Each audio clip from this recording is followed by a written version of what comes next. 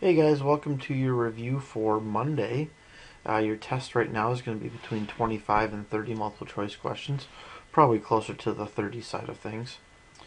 Um, this list of bullet points here is this is what your big ideas are for your test. So, Republicans view in education, health and medicine, and religion. So, how did the Republicans favor education? Did they want a nationwide school system? Did they want it to be for the wealthy? Did they want it to just be for men? What were their viewpoints on all of that? Private institutions were the one that were leading the charge in education at the time. Um, Women, there was arguments for women that they should have the same educational opportunities as men. They were equal to men in intellect and potential. And women should have a role in society apart from their husbands because really the only thing that they ever did was follow their husband around. And now women were starting to say we should have more and more voice. Jefferson's view on Native Americans. I'll come back up to religion here in a second. His view on Native Americans dealt with, they probably could be civilized if they had the right training, the right education, if they became civilized. So he wasn't really negative against Native Americans. He just wanted them to become more educated to our standards of what we think we should have.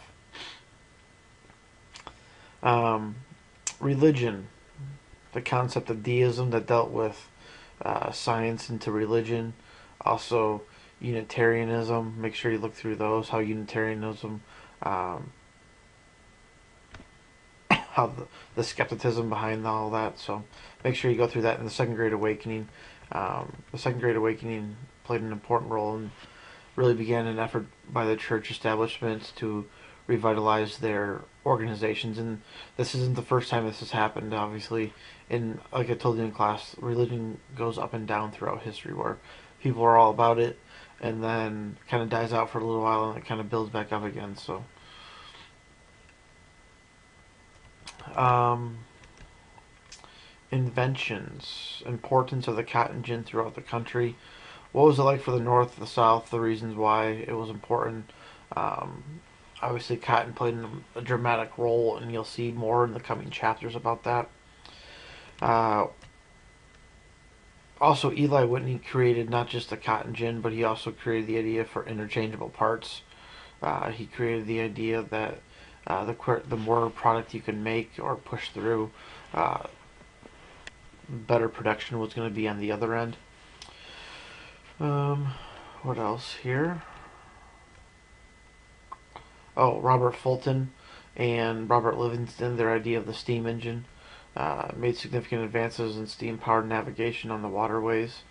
Uh, that was very important because now we could start shipping materials upstream instead of just using barges to push it downstream with the current. So now we could actually go back upwards again. So that was huge for our economy, huge for farmers out in the west, out in the Mississippi River. The Turnpike era, this is a time where you saw many roads being built, but the roads that were being built were done by profit. They weren't done for necessity. It were all private companies. The states or the federal government was not passing out money for those type of things. Um, Jefferson's view on economy and population. Those are important because obviously the population at the time was overwhelmingly agrarian. The economy was agrarian. They wanted to try to move it to more of a people's type something to convey the public image of a plain ordinary citizen and not the wealthy elite. So, though everybody should have a say, not just the people that had the money and that had the power.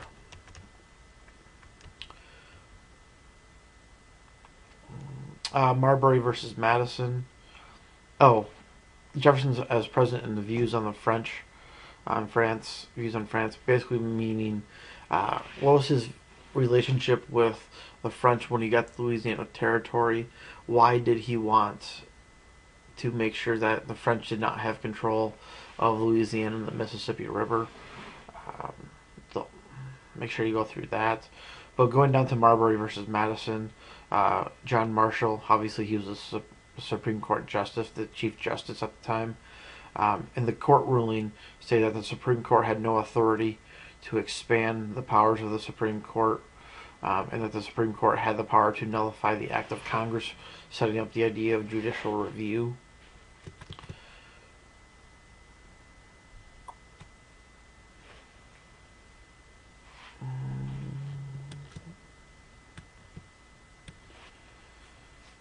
Louisiana Territory, land boundaries were not clearly defined.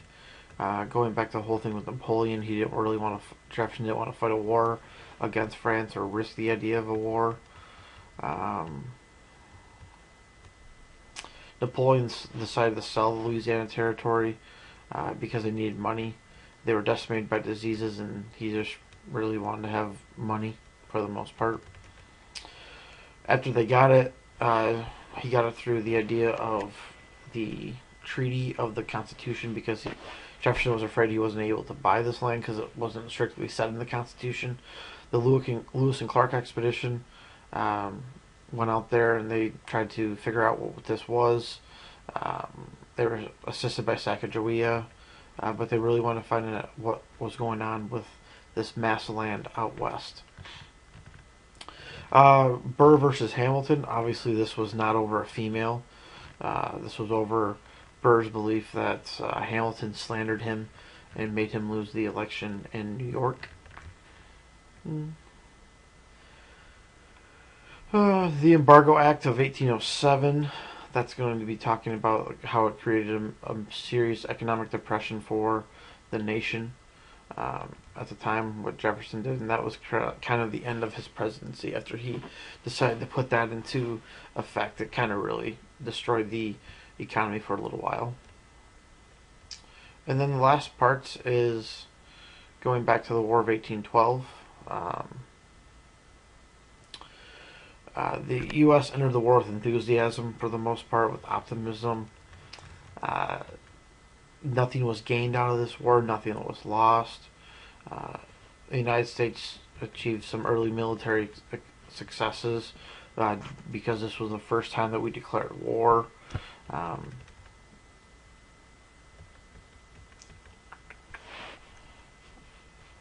Maybe take that question out. This was also when the Star Spangled Banner was written by Francis Scott Key. Random fact. And then the most interesting thing that you need to remember about this was the Battle of New Orleans, how it took place weeks after the war actually ended, and then the Treaty of Ghent, which began an improvement with relations between England and the United States for the most part. So that's your test for Monday, for tomorrow, and I will have another review up for you later on your test for Tuesday. So take care.